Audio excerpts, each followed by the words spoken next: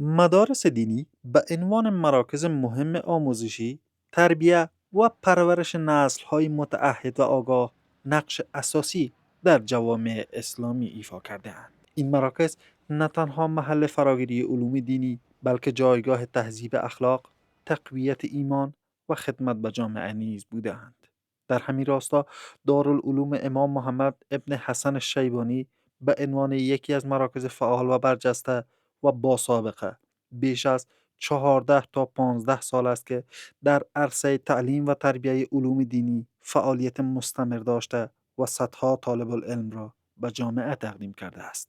الله سبحانه و تعالی بهترین و محبوبترین خلق خود را به طلب ازدیاد چه چیزی دستور می دهد؟ به محمد رسول الله صلی الله علیه و سلم امر می کند قل رب زدنی علما. پیامبر بگو پروردگارا بر علم من بیفزا. همتهای مردم در طلب علم متفاوت است، هدفشان از طلب علم متفاوت است.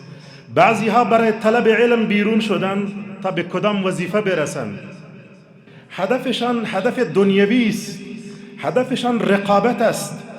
فلانی بچه اش قاری شده است، فلانی بچه اش سند دکترا گرفته است، فلانی بچه اش ماستری گرفته است، فلانی فرزندش از فلان پانتون معتبر دنیا، از فلان دارالعلوم فارغ شده است، فلانی شاگرد فلانی است، فلانی به اسناد معتبر دست یافته است.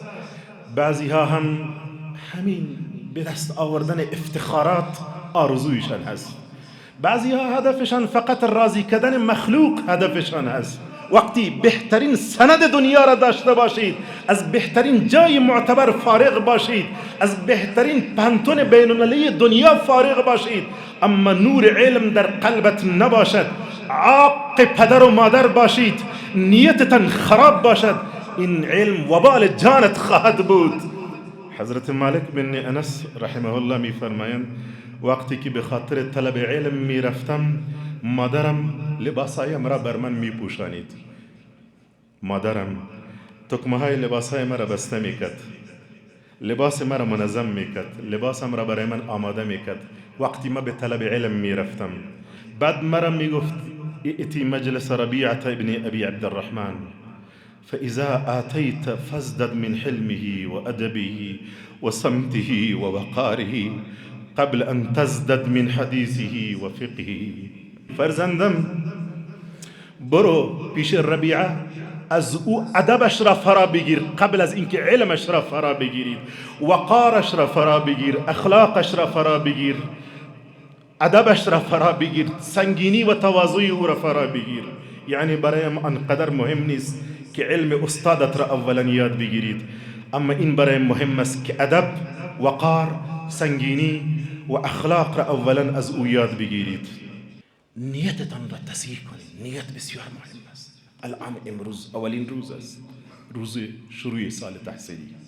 در گذشته همه تلاش می‌کردند که نیت اولادهایشان را خوب کند، چون نیت برایشان مهم بود است. چرا؟ چون رسول صلی الله علیه و سلم فرمودند من طلب العلم لیجاری به العلماء او لیماری به السفهاء او یصرف به وجوه الناس الیه ادخله الله النار. کسی که علم را برای این بخواند که در برابر علما فخر کند و رقابت بکند، یا برای بحث و جدل، توجه کنین، یا برای بحث و جدل با انسانهای نادان علم را فرا بگیرد، و یا برای جلب توجه مردم به سوی خود علم را فرا بگیرد، الله او را در آتش جهنم داخل خواهد کرد. الله من شما را حفاظت بفرماید. این دارالعلوم در سال تعلیمی جدید نیز با جذب بیش از 200 تن از طالب العلم گام مهمی در راستای گسترش آموزش علوم دینی برداشته است. همچنان در بخش حفظ قرآن کریم 3 صنف حفاظ فعال بوده و به تازگی بیش از 100 تن دیگر برای برنامه حفظ نیز شامل گردیدند. یک اعرابی میگه العلم بذرون، میگه دانش آموزی، دانش میگه بذرون، دانه است. دانه ای است که کشتگر او را بذر میکنه. والعمل زرع، و عمل کردن زرع است، کشت است. و ما هو الاخلاص، مجموعی از این که باید بارآور شود و برای ما ثمره بده، محصولات بده. او چی است؟ الاخلاص. تا که اخلاصی نیت نداشته باشیم عزیزای گرامی، به نتیجه علممان نمیرسیم، به ثمره علممان، به لذت علممان، به آن چیزی که ما از علم میخواهیم بگیریم، بهره‌ای که از علم در دنیا و در آخرت میخواهیم بگیریم، نمیرسیم. آداب، ادب داشتن برای یک دانش آموز نهایت ضروری است. بسیار ضرورت کلان برای شما این است که شما با ادب باشین، یقین به الله بکنین. چیزی که فعلا ما با شما به عنوان یک استاد میرسانیم، میراهم میکنیم، این در نتیجه آدابی است که ما از اساتید انجام دادیم. الله تعالی در نتیجه اون آداب، الله به ما این چیزی ناچیزه لازم دیده. همین که ما به عنوان استاد میگیم، گرچه استادی خیلی مهم است، اینمی باور بکنین نتیجه اخلاص است دیگه. اینمی قوتک میفهمین؟ ما قوتک میگیم در فارسی.